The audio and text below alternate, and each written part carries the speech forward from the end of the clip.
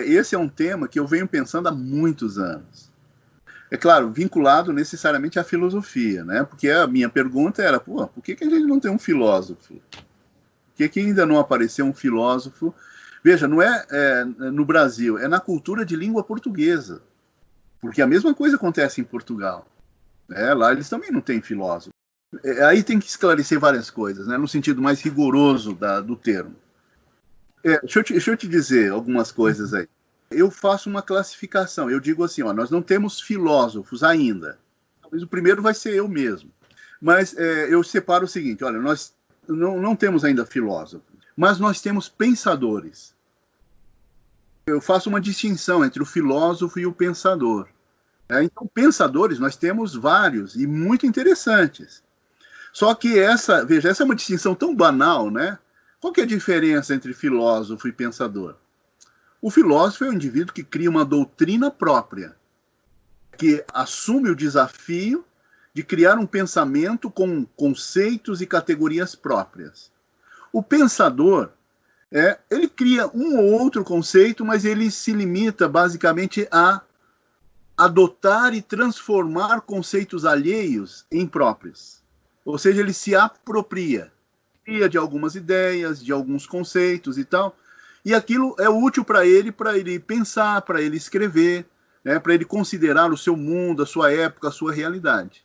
Então, nesse sentido, nós temos vários pensadores de alto nível, assim, pessoas inteligentíssimas, só que, ao mesmo tempo, nós não os respeitamos, nós não os estudamos, nós não os observamos. Por quê? Porque queremos encontrar neles filósofos. Como eles não são, talvez falte essa distinção. Então, filósofos nós não temos. Vamos partir desse pressuposto. Olha, ainda não temos. Provavelmente teremos no futuro. Mas agora não. O que nós temos são pensadores. Temos também grandes estudiosos. Eu diria assim, são acadêmicos ou especialistas. Ou seja, que conhecem o pensamento alheio com grande profundidade, que criam interpretações próprias sobre determinados filósofos, mas que não são, eles próprios não são filósofos, são intérpretes, que é basicamente o status atual da academia. Então, por exemplo, nós temos estudiosos do Kant, estudiosos do Aristóteles, estudiosos do Spinoza, estudiosos do Heidegger, do Hegel, assim, fabulosos. Ou seja, indivíduos que em condições bastante limitadas, né, no seio da nossa cultura, incorporaram esse pensamento, explicaram esses pensamentos, essas ideias, esses filósofos para seus grupos, para seus círculos. Publicaram livros sobre eles, escrevem ensaios e papers sobre esses autores. E material que pode ser publicado em qualquer lugar do mundo, qualquer revista do mundo, né? Nós temos especialistas aqui que não deixam nada a desejar. Os caras são bons mesmo, mas não são filósofos, são intérpretes. A academia é basicamente montada, está calcada sobre esse modelo. Veja, existe também um monte de preconceitos, eu não sei qual é a origem dele, talvez seja da própria cultura, nossas tradições culturais. Então, nós não estudamos os nossos pensadores. Nós não conhecemos os nossos pensadores. As obras não são editadas, não são lidas, não são comentadas. Então, o que faltaria para nós seria, talvez, fazer essa distinção básica e trazer quais são os nossos grandes pensadores. Mapear quais seriam eles. Eu conheço vários autores com obras pretensamente filosóficas, que não são lidas, não são conhecidas e sequer foram editadas ou reeditadas. É assustador. Então, assim, tudo feito com grande precariedade, com grandes limitações de natureza econômica e cultural, né, mas que mereceriam ser estudados, editados, termos as suas obras disponíveis e acessíveis para serem conhecidos. Nós não temos, né, essa tradição, né, a gente não constituiu ainda uma tradição. As nossas histórias da filosofia, né, ou a filosofia no Brasil, é um catálogo de autores, mas sem explicação do conteúdo de suas ideias, apenas é um catálogo, né? Olha, ele nasceu tal, viveu em tal lugar, escreveu tais livros, que ninguém nunca vai ler nem vai consultar. Então nós temos vários. Eu, pessoalmente, deixa eu te dizer, eu tenho uma paixão imensa por esse assunto, a filosofia no Brasil. E eu venho estudando isso há muito tempo também, resgatando autores, resgatando obras, conhecendo uma série de coisas. Mas veja só, então, se nós formos procurar filósofos entre nós, nós não temos. Tá? Mas pensadores nós temos, que seria um grau, né? Um grau abaixo, mas que já é o que temos, né? É o que foi possível dentro do nosso espaço cultural. E se nós levarmos em conta também as nossas origens, o primeiro livro no Brasil foi publicado em 1808, no final do ano de 1808, depois da vinda da família real. Antes disso, era proibido haver editoras no Brasil.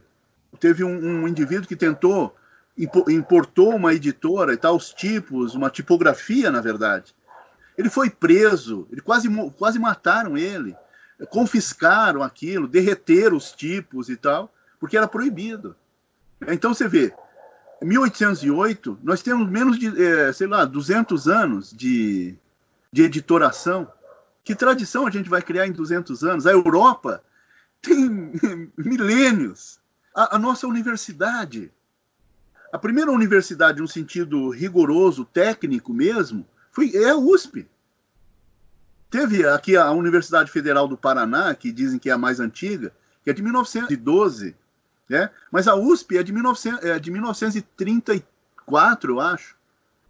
Ela foi criada em 1934. Você vê 1934, esses dias. Na América Hispânica, você tem universidade já no século XVI. Século XVII. A Universidade de Buenos Aires, acho que é do século XVII.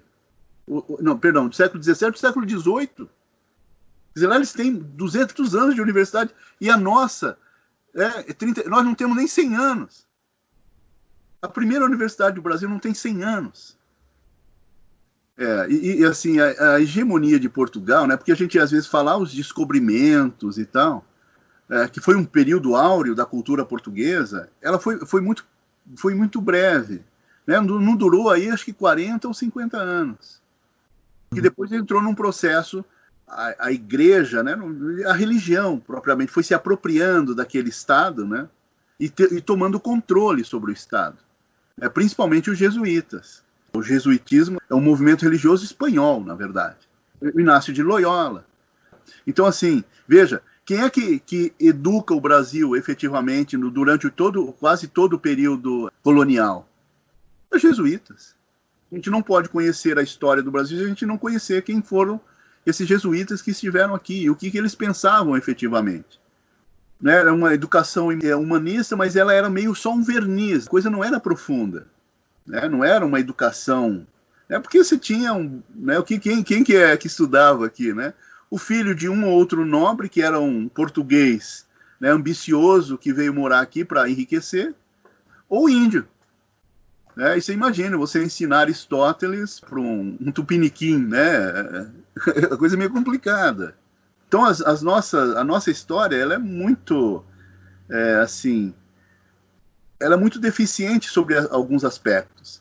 E junta o fato, e isso também é interessante, de nós não nos preocuparmos com a preservação da nossa memória. A história, propriamente dita, não é uma grande preocupação. Se você olhar os países europeus, né, mesmo os Estados Unidos, há uma preocupação imensa com a preservação da memória. E nós não temos, a gente destrói tudo. Tá velho isso aí, vamos derrubar. Os palácios, as casas, quer dizer, só se sobrevia aquela que foi esquecida, né? Ficou esquecido aquela casa ali e de repente o pessoal percebe que ela tem um valor histórico.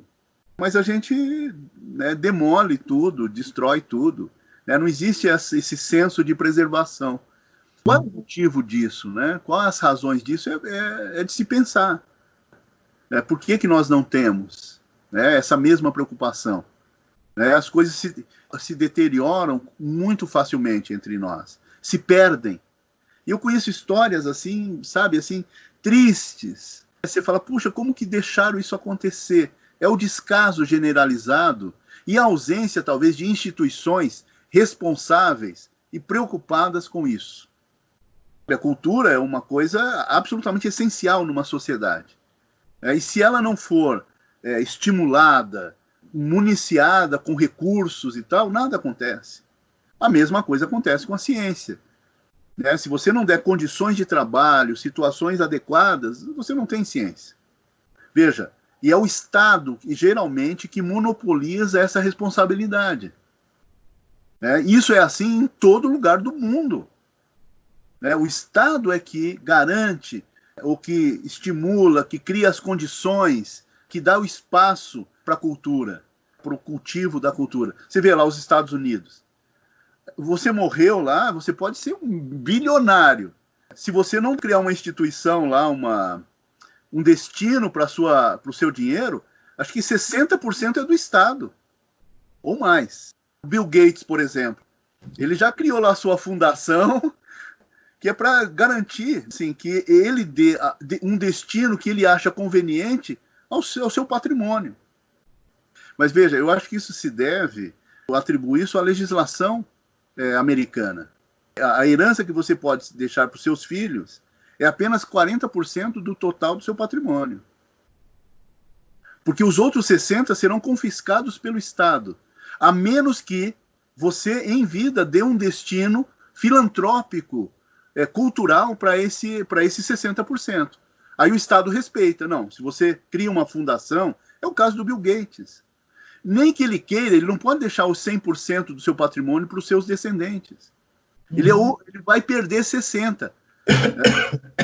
Então, bom, o Estado vai me pegar 60%. Então eu já crio agora, eu dou o destino que eu acho conveniente para esse patrimônio, em benefício da humanidade, da cultura, da ciência, da educação e tal. Nós não temos, veja, nós nem taxamos as grandes fortunas aqui. Quer dizer, aqui não existe nem imposto sobre grande fortuna, quanto mais parece que o imposto para a transmissão de propriedade, sei lá, se chega a 4%. O Estado não se apropria mais do que isso.